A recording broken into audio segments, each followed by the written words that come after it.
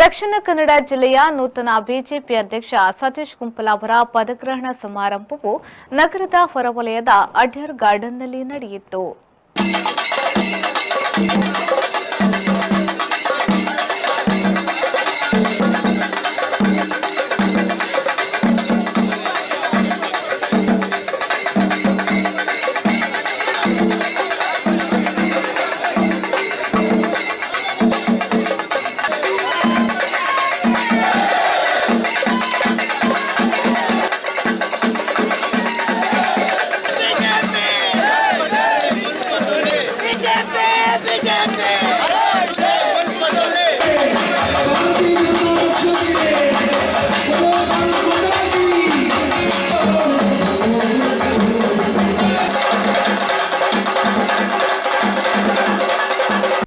ಕಾರ್ಯಕ್ರಮದಲ್ಲಿ ಭಾಗವಹಿಸಿ ಮಾತನಾಡಿದ ಬಿಜೆಪಿ ರಾಜ್ಯಾಧ್ಯಕ್ಷ ಬಿವೈ ವಿಜಯೇಂದ್ರ ಅವರು, ಭಾರತದಲ್ಲಿ ಲೋಕಸಭಾ ಚುನಾವಣಾ ಫಲಿತಾಂಶ ಏನಾಗಬಹುದು ಎಂಬ ಚರ್ಚೆ ವಿಶ್ವದಾದ್ಯಂತ ನಡೆಯುತ್ತಿದೆ. ನರೇಂದ್ರ ಮೋದಿ ಪಿಎಂ ಆಗ್ತಾರಾ ಎಂದು ವಿದೇಶಗಳಲ್ಲಿಯೂ ಜನ ಕುತೂಹಲ ವ್ಯಕ್ತಪಡಿಸುತ್ತಿದ್ದಾರೆ. ಈ ಹಿಂದೆ ಇಂತಹ ಚರ್ಚೆ ಆಗುತ್ತಿರಲಿಲ್ಲ. ಇದೀಗ ಮೋದಿ ಮಾತನ್ನು ಜಗತ್ತೇ ಗಮನಿಸುತ್ತಿದೆ. 3ನೇ ಬಾರಿಗೆ ಮೋದಿ ಪ್ರಧಾನಿಯಾಗುವುದನ್ನು ತಡೆಯಲು ಯಾರಿಂದಲೂ ಸಾಧ್ಯವಿಲ್ಲ ಎಂದರು. ದೇವರ ಬಗ್ಗೆ ಅತಿ ಹೆಚ್ಚು ಭಕ್ತಿ ಇರತಕ್ಕಂಥ ಜನರು ಸಿಗ್ತಾರೆ.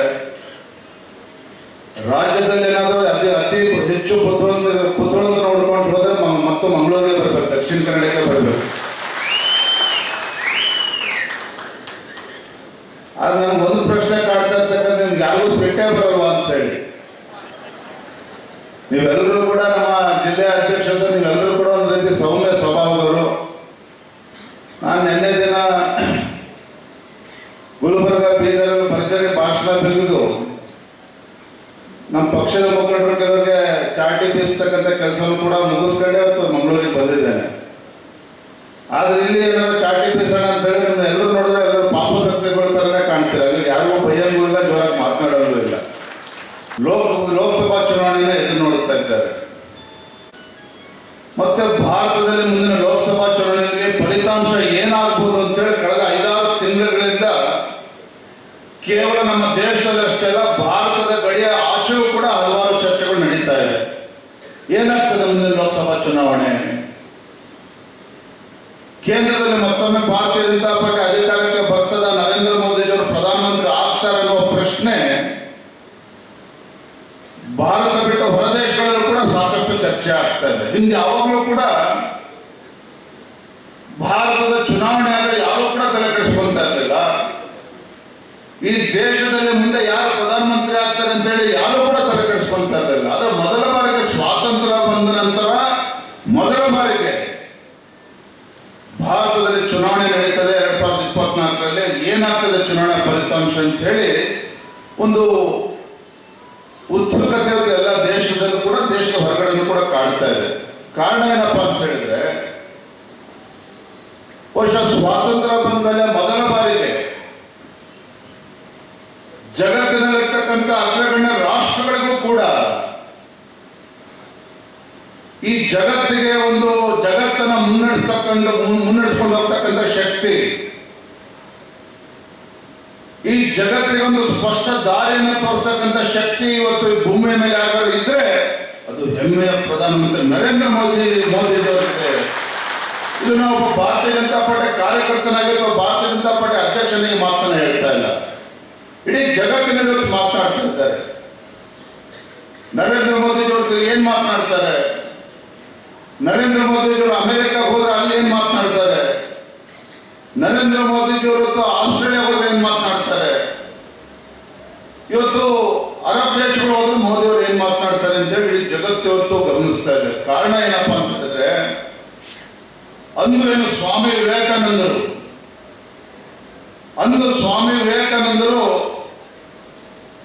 ಭಾರತ ದೇಶದ ಬಗ್ಗೆ, ದೇಶದಲ್ಲಿರ್ತಕ್ಕಂಥ ಯುವಕರ ಬಗ್ಗೆ ಒಂದು ವಿಶ್ವಾಸವನ್ನು ಇಟ್ಟು ಭಾರತ ಒಂದು ಶಕ್ತಿಶಾಲಿ ರಾಷ್ಟ್ರ ಆಗಿ ಪರಿವರ್ತನೆ ಆಗಬೇಕು, ಈ ಭಾರತ ಜಗತ್ತಿಗೆ ದಾರಿದೀಪ ಆಗಬೇಕು ಅನ್ನುವ ಕನಸನ್ನು ಕಂಡಿದ್ರು. ಆ ಕನಸನ್ನು ನನಸಾಗಿ ಮಾಡ್ತಾ ಇರ್ತಕ್ಕಂಥ ಪುಣ್ಯಾತ್ಮರು ಯಾರಿದ್ರೆ ನಮ್ಮ ಹೆಮ್ಮೆಯ ಪ್ರಧಾನಮಂತ್ರಿ ನರೇಂದ್ರ ಮೋದಿಜಿಯವರು. ವಿಧಾನಸಭೆಯ ವಿಪಕ್ಷ ನಾಯಕ ಆರ್ ಅಶೋಕ್ ಅವರು ಮಾತನಾಡಿ, ಮುಂಬರುವ ಲೋಕಸಭೆ ಚುನಾವಣೆಯಲ್ಲಿ ರಾಜ್ಯದ ಎಲ್ಲ 28 ಸೀಟುಗಳನ್ನು ಬಿಜೆಪಿ ಗೆದ್ದರೆ ರಾಜ್ಯ ಕಾಂಗ್ರೆಸ್ ಸರ್ಕಾರ 1 ತಿಂಗಳೊಳಗೆ ಉರುಳಲಿದೆ ಎಂದ ಅವರು, ರಾಹುಲ್ ಗಾಂಧಿ ಕಾಲಿಟ್ಟ ಕಡೆಯಲ್ಲೆಲ್ಲ ಕಾಂಗ್ರೆಸ್ ಸೋತಿದೆ, ಮುಂದೆಯೂ ಸೋಲಲಿದೆ. ಪ್ರಸ್ತುತ ರಾಜ್ಯದ ಎಲ್ಲ ಕ್ಷೇತ್ರಗಳಲ್ಲಿ ಬಿಜೆಪಿ ಗೆಲ್ಲುವ ಪೂರಕ ವಾತಾವರಣವಿದೆ. ಎಲ್ಲ 28 ಕ್ಷೇತ್ರಗಳನ್ನು ಬಿಜೆಪಿ ಗೆದ್ದರೆ ಕಾಂಗ್ರೆಸ್ ಶಾಸಕರು ನಾಚಿಕೆಯಿಂದ ಆ ದರಿದ್ರ ಪಕ್ಷ ಬಿಟ್ಟು ಹೋಗಲಿದ್ದಾರೆ. 1 ತಿಂಗಳು ಕೂಡ ರಾಜ್ಯ ಸರ್ಕಾರ ಉಳಿಯಲ್ಲ ಎಂದರು. ಲೋಕಸಭಾ ಚುನಾವಣೆ ನಮ್ಮ ಕಣ್ಮುಂದೆ ಕಾಣ್ತಾ ಇದೆ. ಮೊನ್ನೆ ತಾನೇ ರಾಮ ಮಂದಿರ ಉದ್ಘಾಟನೆ ಮಾಡೋ ಮುಖಾಂತರ ಇಡೀ ದೇಶದಲ್ಲಿ ಕರ್ನಾಟಕವನ್ನ ಸೇರಿ ಒಂದು ರೀತಿ ಎಲ್ಲ ಕಡೆ ರಾಮಮಯ ಆಗಿರೋದನ್ನ ನೀವು ನೋಡ್ತಾ ಇದ್ದೀರಿ. ಅಂದ್ರೆ ನರೇಂದ್ರ ಮೋದಿ ದೇಶದ ಪ್ರಧಾನಿ ಆಗ್ಬೇಕು ಅಂತೇಳಿ ಇಡೀ ದೇಶದ ಜನ ಒಕ್ಕೊರಲಿನಿಂದ ಮಾತಾಡ್ತಾ ಇರೋದನ್ನ ನಮ್ಮ ಕಣ್ಮುಂದೆ ಇದೆ ಇವತ್ತು. ನಾವು ಈಗ ಹೊಸದಾಗಿ ನಮ್ಮ ಸಂಘಟನೆ ಪಕ್ಷದ ಪದಾಧಿಕಾರಿಗಳು ಈ ನೇಮಕಾತಿಯನ್ನ ನಾವು ನೋಡಿದ್ದೀವಿ. ಇದೇ ಸಂದರ್ಭದಲ್ಲಿ ಕರ್ನಾಟಕದಲ್ಲಿ ಆಡಳಿತ ಮಾಡ್ತಾ ಇರುವಂತ ದುರಾಡಳಿತ ಮಾಡ್ತಾ ಇರ್ತಕ್ಕಂಥ ಕಾಂಗ್ರೆಸ್ಸಿನ ಆಡಳಿತವನ್ನು ನಾವು ನೋಡಿದ್ದೀವಿ. ಮೊನ್ನೆ ನಾನು ಕೂಡ ಮಂಡ್ಯದ ಹನುಮ ಬಾವುಟವನ್ನ ತೆರವು ಮಾಡಿದಂಥ ಸಂದರ್ಭದಲ್ಲಿ ನಾನು ವಿಧಾನಸೌಧದಲ್ಲಿ ಕುಳಿತಿದ್ದಾಗ ನನಗೆ ಮೆಸೇಜ್ ಬಂದ ತಕ್ಷಣ ಇಮಿಡಿಯೇಟ್ ಆಗಿ ಅಲ್ಲಿ ಹೋದೆ. ನಾನು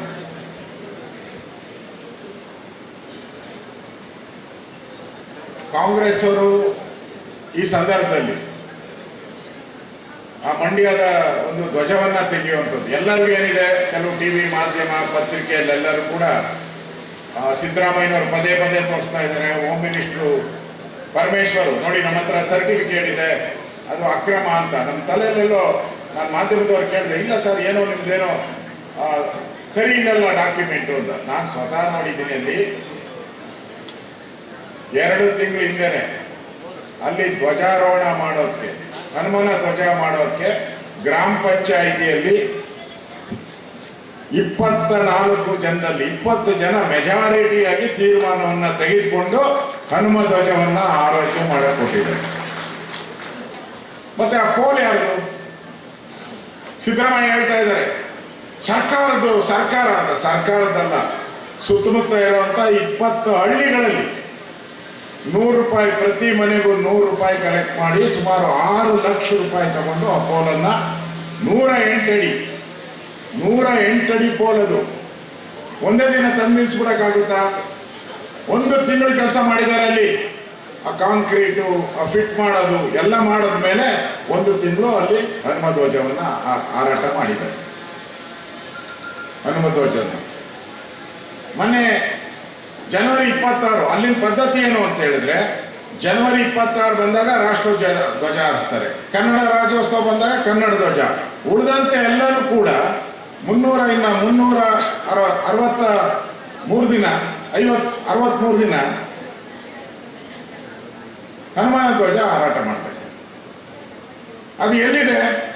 ಆ ಎದುರುಗಡೆ 30 ಮೀಟರ್ ದೂರದಲ್ಲಿ ಹನುಮನ ಮಂದಿರ ಇದೆ. ಅದ್ಯಾವುದು 200 ವರ್ಷದ್ದು ದೇವಸ್ಥಾನದ ಮುಂದೆ ಇರುವಂತದ್ದು. ಕಾಂಗ್ರೆಸ್ ಅವರು ಈ ತಪ್ಪು ತಿಳುವಳಿಕೆಯನ್ನು ಮಾಡ್ತಾ ಇದ್ದಾರೆ. ಈಗೇನು ನಾನು ಅಲ್ಲಿಗೆ ಹೋಗಕ್ಕೆ 5 ನಿಮಿಷ ಮುಂಚೆ ನಂದು ಸರ್ಕಾರದ ಗಾಡಿಯಲ್ಲಿ ಒಂದೊಂದು ಸರ್ಕಾರ ಪೊಲೀಸ್ ಎಲ್ಲ ಇರ್ತದೆ. ನಾವು ಹೋದ ತಕ್ಷಣ ಅಲ್ಲಿ ಗಾಡಿ ಅರ್ಧಕ್ಕೆ ನಿಂತ್ಕೊಂಡ್ಬಿಡ್ತೀನಿ, ಏನು ಒಂದು 2 ಕಿಲೋಮೀಟರ್. ನಾನು ಯಾಕಪ್ಪ ಅಂದ್ರೆ ರಿಪೇರಿ ಆಗ್ತಾ ಇದೆ ಸರ್ ಅಂತಂದ. ಅದುವರೆಗೂ ಕರೆಕ್ಟ್ ಬೆಂಗಳೂರಿಂದ ಅಲ್ಲಿವರೆಗೂ ಪೊಲೀಸ್ ವೆಹಿಕಲ್ ನನ್ನ ಜೊತೆನೇ ಬಂತು. ಇನ್ನೊಂದು 2-3 ಕಿಲೋಮೀಟರ್ದಾಗ ನಿಂತವ್ರು, ಯಾಕೆಂದ್ರೆ ರಿಪೇರಿ ಅಂತ. ನಾನು ಯಾಕೆ ಬಂದ್ಬಿಟ್ಟು ಆಗಂತ ನಿಲ್ಸೋದ್ಬಿಟ್ಟು ನಾವು ಓವರ್ಟೇಕ್ ಮಾಡಿದ್ರೆ ಮತ್ತೆ ನಿಂದೆ ಬರ್ತಾ ಇದ್ದೆ ಪೊಲೀಸ್ ಗಾಡಿ. ನಾನು ಹೋಗೋ 5 ನಿಮಿಷಕ್ಕೆ ರಾಷ್ಟ್ರಧ್ವಜವನ್ನ ಹಾರಿಸಿದ್ದಾರೆ. ನಾವೇನು ರಾಷ್ಟ್ರಧ್ವಜದ ವಿರೋಧಿಗಳಲ್ಲ, ಇನ್ನು ಕಾಂಗ್ರೆಸ್ ಅವರು ವಿರೋಧಿಗಳು. ಈ ಕಾಂಗ್ರೆಸ್ ಅವರೀಗ ಹನುಮ ಧ್ವಜವನ್ನ 15 ದಿನ ಹಾರಾಟ ಮಾಡಿದೆ. ಅದಾದ್ಮೇಲೆ ತೆಗೆದಿರೋದು. ಯಾವಾಗ ತೆಗೆದಿರೋದು? ಹನುಮ ಧ್ವಜವನ್ನ ರಾತ್ರಿ 3 ಗಂಟೆಗೆ ಬಂದು ತೆಗೆದಿದ್ದಾರೆ. ಮಹಿಳೆಯರೆಲ್ಲ ಮುತ್ತಿಗೆ ಹಾಕಿ ಅದಾದ್ಮೇಲೆ ತೆಗೆದಿರುವಂಥದ್ದು. ಧ್ವಜ ಇವಾಗ ರಾಷ್ಟ್ರಧ್ವಜ ಹಾರಿಸ್ಬೇಕಾದ್ರೆ ಎಷ್ಟು ಗಂಟೆಯಲ್ಲಿ ಹಾರಿಸ್ಬೇಕು? 9 ಗಂಟೆ ಒಳಗಡೆ ಹಾರಿಸ್ಬೇಕು, ಸಂಜೆ 6 ಗಂಟೆಗೆ ತೆಗಿಬೇಕು. ಏನೂ ಇಲ್ಲ. ನಾನು ಹೋಗ್ತಾ ಇದ್ದೆ, ನಾನು 3 ಗಂಟೆಗೆ ಹೋದೆ ಮಧ್ಯಾಹ್ನ, ಆಗ ಹಾರಾಟ ಮಾಡಿಸ್ತಾ ಇದ್ದಾರೆ. ಏನು ಒಂದು ಮೊಳ ಹೂವನೂ ಹಾಕಿಲ್ಲ, ಏನೂ ಇಲ್ಲ, ತರಾತುರಿಯಾಗಿ ಎಳೆದ್ಬಿಟ್ಟು ನಿಲ್ಲಿಸ್ಬಿಟ್ರು ಅಷ್ಟೇ. ಅಂದ್ರೆ ರಾಷ್ಟ್ರ ಧ್ವಜಕ್ಕೂ ಅವಮಾನ ಮಾಡಿದ್ದಾರೆ. ಬಿರಿ ಹನುಮಾನ್ ಧ್ವಜಕ್ಕಲ್ಲ, ರಾಷ್ಟ್ರ ಧ್ವಜಕ್ಕೂ ಅವಮಾನವನ್ನ ಕಾಂಗ್ರೆಸ್ ಸರ್ಕಾರ ಮಾಡಿದೆ. ಸಂಸದ ನಳಿನ್ ಕುಮಾರ್ ಕಟೀಲ್ ಮಾತನಾಡಿ, ಸತೀಶ್ ಕುಂಪಲ ಅವರು ಪಂಚಾಯತಿನಿಂದ ಶಾಸಕರವರೆಗೆ ಸ್ಪರ್ಧಿಸಿದವರು. ಸಾಮಾನ್ಯ ಕಾರ್ಯಕರ್ತರಾಗಿ ಇಂದು ಮತ್ತೆ ಸಂಘಟನೆ ಮಾಡಿ ಪಾರ್ಟಿ ಸಂಘಟಿಸಿ ಬಿಜೆಪಿ ಗೆಲುವಿನ ನೇತೃತ್ವ ವಹಿಸಲಿದ್ದಾರೆ. ಮಾಜಿ ಜಿಲ್ಲಾಧ್ಯಕ್ಷರಾದ ಸುದರ್ಶನ್ ಮೂಡ್ಬಿದ್ರಿ ಅವರು ಕೊರೋನಾ ಸಮಯದಲ್ಲೂ ಎಲ್ಲಾ ಚುನಾವಣೆಗಳಲ್ಲಿ ಪಂಚಾಯಿತಿ, ಪಾಲಿಕೆ, ವಿಧಾನಸಭೆಯಲ್ಲಿ 8ರಲ್ಲಿ 6 ಸ್ಥಾನವನ್ನು ಗೆಲ್ಲಿಸಿದ್ದಾರೆ. ಪರಿವರ್ತನೆ ಆರಂಭವಾಗಿದೆ. ಕಾರ್ಯಕರ್ತರು ಉತ್ಸಾಹದಿಂದಿದ್ದಾರೆ. ರಾಮ ಪ್ರತಿಷ್ಠೆಯ ಮೂಲಕ ಇಂಡಿಯಾ ಚೂರು ಚೂರಾಗ್ತಿದ್ದರೆ ಬಿಜೆಪಿ ಅಭೂತಪೂರ್ವ ಸಾಧನೆ ಮಾಡ್ತಿದೆ ಎಂದರು. ಪಾರ್ಟಿಯ ಸಾಮಾನ್ಯ ಕಾರ್ಯಕರ್ತನಾಗಿ ಬೆಳೆದು ಮಂಡಲದ ಜವಾಬ್ದಾರಿಗಳನ್ನು ಹೊತ್ತು ಇವತ್ತು ಜಿಲ್ಲೆಯ ಅಧ್ಯಕ್ಷರಾಗಿ ಆಯ್ಕೆಯಾಗಿದ್ದಾರೆ. ಅವರಿಗೆ ಹೃದಯಪೂರ್ವಕವಾಗಿರ್ತಕ್ಕಂಥ ಅಭಿನಂದನೆಗಳನ್ನು ಸಲ್ಲಿಸ್ತೇನೆ. ಮುಂದಿನ 3 ವರ್ಷಗಳ ಕಾಲ ಈ ಪಾರ್ಟಿಯನ್ನು ಈ ಜಿಲ್ಲೆಯಲ್ಲಿ ಮುನ್ನಡೆಸ್ತಾರೆ. ಎಲ್ಲರ ಜೊತೆ ಸೇರಿ ಪಾರ್ಟಿಯನ್ನು ಕಟ್ತಾರೆ. ಈ ಕ್ಷೇತ್ರದಲ್ಲಿ ಮತ್ತೆ ಸಂಘಟನಾತ್ಮಕವಾಗಿ ಪಾರ್ಟಿಯನ್ನು ಮುನ್ನಡೆಸಿ ಈ ಕ್ಷೇತ್ರದಲ್ಲಿ ಲೋಕಸಭೆಯಿಂದ ಹಿಡಿದು ಮುಂದಿನ ಎಲ್ಲಾ ಚುನಾವಣೆಗಳಲ್ಲಿ ಮತ್ತೆ ಭಾರತೀಯ ಜನತಾ ಪಾರ್ಟಿಯ ವಿಜಯ ಯಾತ್ರೆಯನ್ನ ನೇತೃತ್ವವನ್ನು ವಹಿಸ್ತಾರೆ ಅನ್ನತಕ್ಕಂಥ ವಿಶ್ವಾಸದ ಅವರಿಗೆ ಅಭಿನಂದನೆಗಳನ್ನು ಸಲ್ಲಿಸ್ತೇನೆ. ಹಿಂದೆ 4 ವರ್ಷಗಳ ಕಾಲ ಸುದರ್ಶನ್ ಅವರು ಈ ಜಿಲ್ಲೆಯ ಜಿಲ್ಲಾಧ್ಯಕ್ಷರಾದರು. ಕೋವಿಡ್ ನಂತರ ಸಂಕಷ್ಟದ ಸಮಯಗಳು ಒಂದು ಕಡೆ, ಪಂಚಾಯತಿಯಿಂದ ವಿಧಾನಸಭೆಯವರೆಗಿನ ಚುನಾವಣೆಗಳು. ನನಗೆ ಅನಿಸಿದೆ ಈ ಜಿಲ್ಲೆಯಲ್ಲಿ ಪಂಚಾಯತಿಯಿಂದ ವಿಧಾನಸಭೆಯವರೆಗೆ ಎಲ್ಲ ಚುನಾವಣೆಗಳಲ್ಲಿ ಗೆಲುವನ್ನು ತಂದುಕೊಡತಕ್ಕಂಥ ನೇತೃತ್ವವನ್ನು ಸುದರ್ಶನ್ ಅವರ ಟೀಮ್ ಮಾಡಿದೆ. ಅವರ ಇಡೀ ಟೀಮಿಗೆ ನಾನು ಹೃದಯಪೂರ್ವಕವಾಗಿರ್ತಕ್ಕಂಥ ಅಭಿನಂದನೆಗಳನ್ನು ಸಲ್ಲಿಸಿ. ಪಂಚಾಯತ್ ಚುನಾವಣೆಯಲ್ಲಿ ಅಭೂತಪೂರ್ವವಾಗಿರ್ತಕ್ಕಂಥ ಗೆಲುವನ್ನು ಸಾಧಿಸಿದ್ದೇವೆ. ಎಲ್ಲ ನಗರ ಪಂಚಾಯತ್ಗಳು ನಮ್ಮ ತೆಕ್ಕೆಗೆ ಬಂದಿದೆ. ಜಿಲ್ಲಾ ಪಂಚಾಯತ್ ಆಡಳಿತ ನಮ್ಮ ಕೈಯಲ್ಲಿತ್ತು. ಎಲ್ಲ ತಾಲೂಕು ಪಂಚಾಯತ್ಗಳು ನಮ್ಮ ಕೈಯಲ್ಲಿತ್ತು. ಮಹಾನಗರ ಪಾಲಿಕೆ ಚುನಾವಣೆಯಲ್ಲಿ ನಾವು ಗೆದ್ದಿದ್ದೇವೆ. ವಿಧಾನಸಭೆಯಲ್ಲೂ 8ರಲ್ಲಿ 6 ಸ್ಥಾನಗಳನ್ನು ಗೆಲುವನ್ನು ತಂದುಕೊಡ್ತಕ್ಕಂಥ ಪ್ರಯತ್ನಗಳು ಆಗಿದ್ದಾವೆ. ಹಾಗಾಗಿ ಒಟ್ಟು ಸಂಘಟನಾತ್ಮಕವಾಗಿ ಕಾರ್ಯವನ್ನು ಮತಗಟ್ಟೆಯವರೆಗೆ ತಗೊಂಡು ಹೋಗತಕ್ಕಂಥ ಕೆಲಸವನ್ನ ಸುದರ್ಶನ್ ಮತ್ತು ಅವರ ಇಡೀ ಟೀಮ್ ಮಾಡಿದೆ. ಆ ಇಡೀ ಟೀಮಿಗೆ ನಾನು ಹೃದಯಪೂರ್ವಕವಾಗಿರ್ತಕ್ಕಂಥ ಅಭಿನಂದನೆಗಳು. ದೇಶದಲ್ಲಿ ಪರಿವರ್ತನೆಯ ಕಾಲಘಟ್ಟಗಳು ಪ್ರಾರಂಭ ಆಗಿದ್ದಾವೆ. ಇಡೀ ಜಗತ್ತು ಇವತ್ತು ಭಾರತ ಕಡೆಗೆ ನೋಡ್ತಾ ಇದ್ದಾವೆ. ಇವತ್ತು ಇಡೀ ಕಾರ್ಯಕರ್ತರು ಉತ್ಸಾಹದಿಂದ ಇದ್ದಾರೆ. 500 ವರ್ಷಗಳ ಹೋರಾಟದ ಅಯೋಧ್ಯೆಯ ಪ್ರಭು ಶ್ರೀರಾಮಚಂದ್ರನ ಮಂದಿರ ಮತ್ತೆ ಪ್ರಭು ಶ್ರೀರಾಮಚಂದ್ರನ ಪ್ರತಿಷ್ಠಾಪನೆಯ ಮುಖಾಂತರ ಇಡೀ ಹಿಂದೂ ಸಮಾಜ ಎದ್ದು ನಿಲ್ಲತಕ್ಕಂಥ, ಇಡೀ ಹಿಂದೂ ಸಮಾಜ ಧೈರ್ಯವನ್ನು ವಿಶ್ವಾಸ ತುಂಬತಕ್ಕಂಥ ಕಾರ್ಯಗಳಾಗಿದೆ. ಇವತ್ತು ನರೇಂದ್ರ ಮೋದಿ ಅವರ ಆಡಳಿತದಲ್ಲಿ ಭಾರತದಲ್ಲಿ ಪರಿವರ್ತನೆಗಳಾಗ್ತಾ ಇದ್ದಾವೆ. ಅಯೋಧ್ಯೆಯ ಪ್ರಭು ಶ್ರೀರಾಮಚಂದ್ರನ ಪ್ರತಿಷ್ಠಾಪನೆ ನಂತರ ಬದಲಾವಣೆ ಆಗಿದ್ದಾವೆ. IA ತುಂಡು ತುಂಡಾಗ್ತಾ ಇದೆ, ಚೂರು ಚೂರು ಆಗ್ತಾ ಇದೆ. ಭಾರತೀಯ ಜನತಾ ಪಾರ್ಟಿಯ ನೇತೃತ್ವದ NDA ಅಭೂತಪೂರ್ವವಾಗಿರ್ತಕ್ಕಂಥ ಸಾಧನೆಯನ್ನ ದೇಶದಲ್ಲಿ ತೋರಿಸ್ತಾ ಇದೆ. ಇವತ್ತು ಬಿಹಾರನಂತ ರಾಜ್ಯ ಮತ್ತೆ ಭಾರತೀಯ ಜನತಾ ಪಾರ್ಟಿಯ ತೆಕ್ಕೆಗೆ ಬಂದಿದೆ. ಇಡೀ ದೇಶದಲ್ಲಿ ಮತ್ತೆ ಮೋದಿ ಮತ್ತು ರಾಮ 2 ಮಾತುಗಳು ಕೇಳ್ತಾ ಇದ್ದಾವೆ. ಮುಂದಿನ ಚುನಾವಣೆಯಲ್ಲಿ ಹೇಳ್ತಾ ಇದೆ ಈ ದೇಶದಲ್ಲಿ ಮತ್ತೆ ಮೋದಿ ಪ್ರಧಾನಮಂತ್ರಿ ಆಗುವುದು ಶತಸಿದ್ಧ, ಮೋದಿ ಪ್ರಧಾನಮಂತ್ರಿ ಆಗತಕ್ಕಂಥದ್ದು ಶತಸಿದ್ಧ. ಹಾಗಾಗಿ ಇವತ್ತು ಇಡೀ ದೇಶದಲ್ಲಿ ವಾತಾವರಣಗಳು ಪರಿವರ್ತನೆಗಳಾಗ್ತಾ ಇದ್ದಾವೆ. ರಾಜ್ಯದಲ್ಲಿ ಮತ್ತೆ ಕಾಂಗ್ರೆಸ್ನ ದಬ್ಬಾಳಿಕೆ ಪ್ರಾರಂಭ ಆಗಿದೆ. ಹಿಂದೂ ದಮನ ನೀತಿಗಳು ಪ್ರಾರಂಭ ಆಗಿದ್ದಾವೆ. ಅಯೋಧ್ಯೆಯ ಪ್ರಭು ಶ್ರೀರಾಮಚಂದ್ರನ ಮಂದಿರದ ಪ್ರತಿಷ್ಠಾಪನೆ ಸಂದರ್ಭದಲ್ಲಿ ಈ ರಾಜ್ಯದ ಮುಖ್ಯಮಂತ್ರಿ ಅವಹೇಳನ ಮಾತುಗಳನ್ನು ಆಡಿದ್ದಾರೆ. ಇವತ್ತು ಹನುಮತ್ ಧ್ವಜವನ್ನು ತೆರವುಗೊಳಿಸುವುದರ ಮುಖಾಂತರ ಹಿಂದೂ ಸಮಾಜಕ್ಕೆ ಆಘಾತ ಮಾಡತಕ್ಕಂಥ, ಹಿಂದೂ ಸಮಾಜಕ್ಕೆ ದ್ರೋಹ ಮಾಡತಕ್ಕಂಥ ಕೆಲಸವನ್ನು ಮಾಡಿದ್ದಾರೆ. ರಾಮ ಮತ್ತು ಹನುಮಂತನ ಶಾಪ ಸಿದ್ದರಾಮಣ್ಣನಿಗೆ ತಟ್ಟುತ್ತೆ. ಹಾಗಾಗಿ ಕೋಟ ಶ್ರೀನಿವಾಸ್ ಪೂಜಾರಿ ಮಾತನಾಡಿ, ಇಂದು ಗ್ಯಾಸ್, ಶೌಚಾಲಯ, ವಿದ್ಯುತ್ ಇಲ್ಲದ ಮನೆಗಳಿಲ್ಲ. ಜನ ಕಾಲ ಮೇಲೆ ನಿಲ್ಲಲು ಶಕ್ತರಾಗಿದ್ದಾರೆ. ಒಂದು ಕಾಲದಲ್ಲಿ ಯುದ್ಧಕ್ಕೆ ಮದ್ದುಗುಂಡು ಇರಲಿಲ್ಲ, ಪ್ರೋತ್ಸಾಹವಿರಲಿಲ್ಲ. ಇಂದು ಚೀನಾ ತಡೆಯುವ ಶಕ್ತಿ ಇರುವುದು ಭಾರತಕ್ಕೆ ಮಾತ್ರ. ಅದಕ್ಕೆ ಮೋದಿಯೇ ಕಾರಣ. ಇನ್ನು 3 ವರ್ಷದಲ್ಲಿ ಜಗತ್ತಿನ 3ನೇ ಬಲಾಢ್ಯ ರಾಷ್ಟ್ರವಾಗಿ ಹೊರಹೊಮ್ಮಲಿದೆ ಎಂದರು. ಪ್ರಶ್ನೆ ಮಾಡೋದೇನೆಂದ್ರೆ, ಕಾಂತರಾಜ್ ವರದಿಯನ್ನು ಮಾಡ್ತೇನೆ ಅಂತೇಳಿ ಭರವಸೆ ಕೊಡ್ಲಿಕ್ಕೋಸ್ಕರ ನಿಮ್ಗೆ ಸರ್ಕಾರಿ ವತಿಯಿಂದ ಸಮಾವೇಶ ಮಾಡಬೇಕಾಯ್ತಾ? ಎಂತ ದುರ್ಗತಿ ಬಂದ ಸರ್ಕಾರಕ್ಕೆ. ಕಾಂತರಾಜ್ ವರದಿಯನ್ನು ಸಿದ್ಧಪಡಿಸಿದವರು ಯಾರು? ಕರ್ನಾಟಕದ ಮುಖ್ಯಮಂತ್ರಿ ಆಗಿದ್ದ ಸಿದ್ದರಾಮಯ್ಯನವರೇ ಕಾಂತರಾಜ್ ವರದಿಗೆ 165 ಕೋಟಿ ರೂಪಾಯಿ ಖರ್ಚು ಮಾಡಿದವರು. ಕಾಂತರಾಜ್ ವರದಿಗೋಸ್ಕರ ಕಾಂತರಾಜ್ ಸಮಿತಿಯನ್ನ ಮಾಡಿದವರು. ನಿಮ್ಮ ಕಾಲದಲ್ಲಿ ಕಾಂತರಾಜ್ ವರದಿಯನ್ನು ಸಿದ್ಧಪಡಿಸಿದ್ದಾರೆ, ಹಾಗೇನೆ ಬಿಡುಗಡೆ ಮಾಡಲಿಲ್ಲ. ನಿಮ್ಮ ಸಮ್ಮಿಶ್ರ ಸರ್ಕಾರದ ನೇತೃತ್ವದಲ್ಲಿ ಕಾಂತರಾಜ್ ವರದಿ ಸಿದ್ಧವಾಗಿತ್ತು, ಆಗ ನೀವು ಮಾಡಲಿಲ್ಲ. ಇವತ್ತು ನೀವೇ ಮುಖ್ಯಮಂತ್ರಿ. ಜಯಪ್ರಕಾಶ್ ಹೆಗಡೆಯವರು ಆ ವರದಿಯನ್ನ ಸಿದ್ಧಪಡಿಸಿ ಇಟ್ಟುಕೊಂಡಿದ್ದಾರೆ. ಒಂದು ಕಡೆಯಲ್ಲಿ ಕಾಂತರಾಜ್ ವರದಿಯನ್ನು ನಾನು ಅನುಷ್ಠಾನ ಮಾಡ್ತೇನೆ, ಬಿಡುಗಡೆ ಮಾಡ್ತೇನೆ, ಅಂಗೀಕರಿಸ್ತೇನೆ ಅಂತ ಹೇಳ್ಕೊಳ್ಳಿಕ್ಕೆ ಸರ್ಕಾರದ ವತಿಯಿಂದ ಸಮಾವೇಶ ಮಾಡುವಂತ ದುರಂತ ಬಂತಲ್ಲ, ಅದು ಅತ್ಯಂತ ನೋವಿನ ಸಂಗತಿ ಅನ್ಸುತ್ತೆ ನನಗೆ. ಒಟ್ಟಾರೆ ಒಂದು ಕಡೆಯಲ್ಲಿ ಕಾಂತರಾಜ್ ವರದಿಯನ್ನು ಅಂಗೀಕರಿಸಲಿಕ್ಕೆ ನಾನು ಬದ್ಧ ಅಂತ ಹೇಳಿ ಸಿದ್ದರಾಮಯ್ಯ ಅವರು ಹೇಳಿಕೆ ಕೊಡ್ತಾರೆ, ಮತ್ತೊಂದು ಕಡೆಯಲ್ಲಿ ಆಯೋಗದ ಅವಧಿಯನ್ನ ಇನ್ನೊಂದು ತಿಂಗಳು ಮುಂದುವರಿಸ್ತಾರೆ. ಇನ್ನೊಂದು ತಿಂಗಳು ಮುಂದುವರಿಸಿ ಬಿಟ್ಟರೆ ಚುನಾವಣೆ ನೀತಿ ಸಂಹಿತೆ ಬರುತ್ತೆ. ನನಗೆ ಗೊತ್ತಿಲ್ಲ ಚುನಾವಣೆ ನೀತಿ ಸಂಹಿತೆ ಅಂತ ಹೇಳಲಿಕ್ಕೆ. ಆ ಬಡವರಿಗೆ ವಂಚನೆ ಮಾಡಲಿಕ್ಕೆ ಅತ್ಯಂತ ಇರುವಂತಹ ಅವಕಾಶವನ್ನ ಸಿದ್ದರಾಮಯ್ಯ ಅವರು ಬಳಕೆ ಮಾಡಿಕೊಳ್ತಾ ಇದ್ದಾರೆ ಎನ್ನುವಂತ ಆರೋಪಗಳನ್ನ ಮಾಡುವಂತ ಅನಿವಾರ್ಯತೆ ಮಧ್ಯದಲ್ಲಿ ನಾವಿದ್ದೇವೆ. ಬಂಧುಗಳೇ, ನನ್ನ ವಿನಂತಿ, ಸಿದ್ದರಾಮಯ್ಯನವರ ಭಾಷೆ, ಅವರ ನಡವಳಿಕೆಗಳು ಎಲ್ಲರೂ ಒಳಗೊಂಡಂತ ಸಮಾಜ ಕಟ್ತೇವೆ ಅಂತ ಹೇಳುವಂತ ಮುಖ್ಯಮಂತ್ರಿ ಸಿದ್ದರಾಮಯ್ಯನವರು, ಎಲ್ಲರೂ ಒಳಗೊಂಡ ಸಮಾಜವನ್ನು ಮಾಡ್ತೇವೆ ಅಂತ ಹೇಳುವಂತ ಕಾಂಗ್ರೆಸ್ ಪಕ್ಷದ ಮುಖ್ಯಮಂತ್ರಿ ಸಿದ್ದರಾಮಯ್ಯನವರು ಏನು ಮಾಡ್ತಾ ಇದ್ದಾರೆ ಅಂದ್ರೆ, ಇಲ್ಲಿವರೆಗೆ ಅಹಿಂದ ನಾಯಕ ನಾನು ಅಂತ ಹೇಳ್ತಾ ಇದ್ರು. ಇವತ್ತಿಂದ ಅಲ್ಪಸಂಖ್ಯಾತ ನಾಯಕ ಸಿದ್ದರಾಮಯ್ಯ ಅನ್ನೋದು ಸಾಬೀತಾಗುವುದು.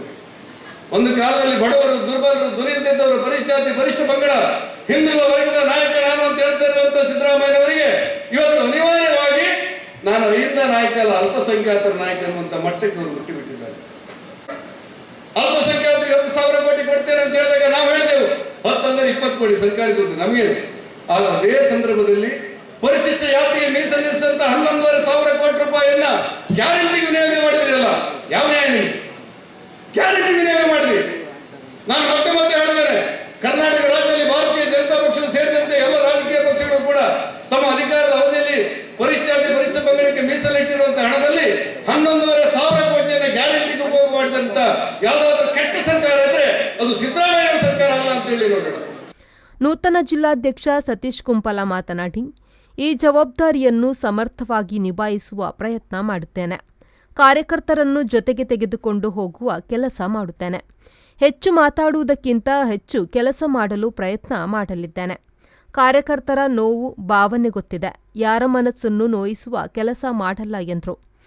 ನಾನು ಒಬ್ಬ ಕಾರ್ಯಕರ್ತನಾಗಿ ನಿಮ್ಮೊಂದಿಗೆ ಇದ್ದು ಕೆಲಸ ಮಾಡುತ್ತೇನೆ ಎಂದರು.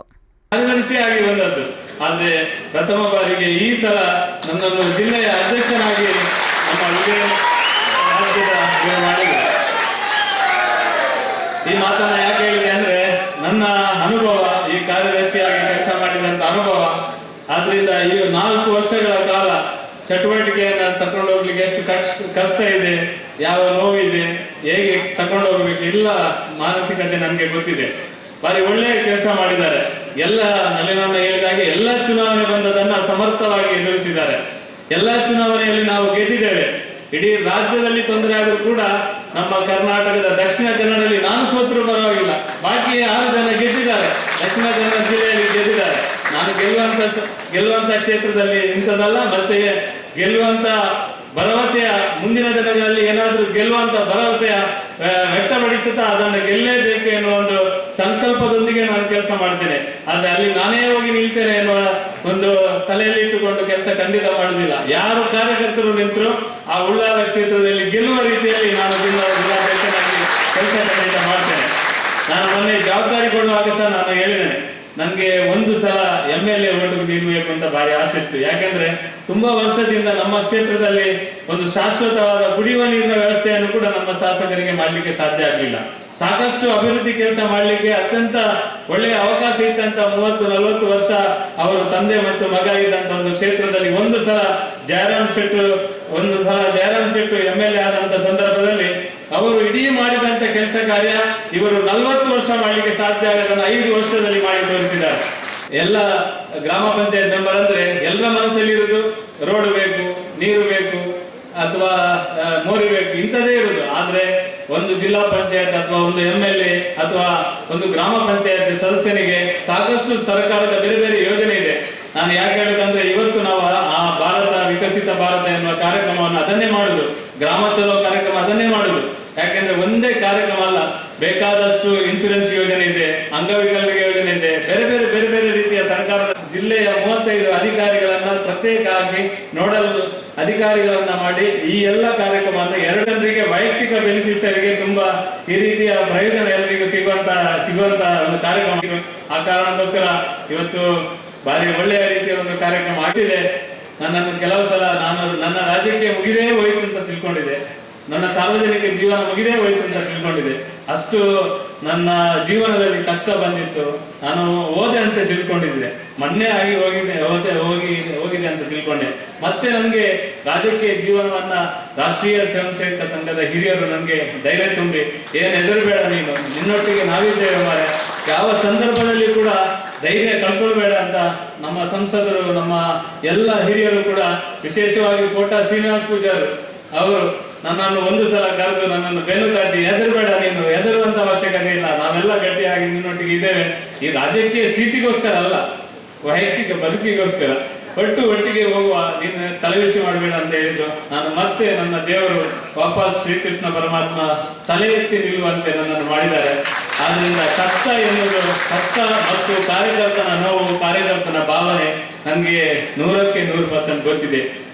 ಕಾರ್ಯಕ್ರಮದಲ್ಲಿ ಮಾಜಿ ಸಚಿವ ಅಶ್ವಥ್ ನಾರಾಯಣ್, ಶಾಸಕರಾದ ಉಮಾನಾಥ್ ಕೋಟ್ಯಾನ್, ವೇದವ್ಯಾಸ್ ಕಾಮತ್, ಭರತ್ ಶೆಟ್ಟಿ, ಹರೀಶ್ ಪೂಂಜಾ, ಭಾಗೀರಥಿ ಮುರುಳ್ಯ, ಎಂಎಲ್ಸಿ ಪ್ರತಾಪ್ ಸಿಂಹ ನಾಯಕ್, ಮೇಯರ್ ಸುಧೀರ್ ಶೆಟ್ಟಿ ಕಣ್ಣೂರು, ಉಪಮೇಯರ್ ಸುನೀತಾ, ರಾಜ್ಯ ಸಂಘಟನಾ ಪ್ರಧಾನ ಕಾರ್ಯದರ್ಶಿ ರಾಜೇಶ್ ಜೀವಿ, ನಿಕಟಪೂರ್ವ ಅಧ್ಯಕ್ಷ ಸುದರ್ಶನ್ ಮೂಡಬಿದ್ರೆ, ರಾಜ್ಯ ಕಾರ್ಯದರ್ಶಿ ಶರಣ್ ಪಲ್ಲಿಕೇರಿ, ಬ್ರಿಜೇಶ್ ಚೌಟಾ, ಚುನಾವಣಾ ಸಂಚಾಲಕ ನಿತಿನ್ ಕುಮಾರ್, ಮಂಗಳೂರು ವಿಭಾಗ ಪ್ರಭಾರಿ ಉದಯ್ ಕುಮಾರ್ ಶೆಟ್ಟಿ, ಸಹ ಪ್ರಭಾರಿ ಗೋಪಾಲಕೃಷ್ಣ ಹೇರಳೆ, ಜಿಲ್ಲಾ ಪ್ರಭಾರಿ ಭಾರತೀಶ್, ಸಹ ಪ್ರಭಾರಿ ರಾಜೇಶ್ ಕಾವೇರಿ, ರಾಜ್ಯ ಮಾಧ್ಯಮ ಸಹ ಸಂಚಾಲಕ ಪ್ರಶಾಂತ್ ಕಡೆಂಚಿ ಮತ್ತಿತರರು ಉಪಸ್ಥಿತರಿದ್ದರು. ಬ್ಯೂರೋ ರಿಪೋರ್ಟ್, ವಿ4 ನ್ಯೂಸ್, ಮಂಗಳೂರು.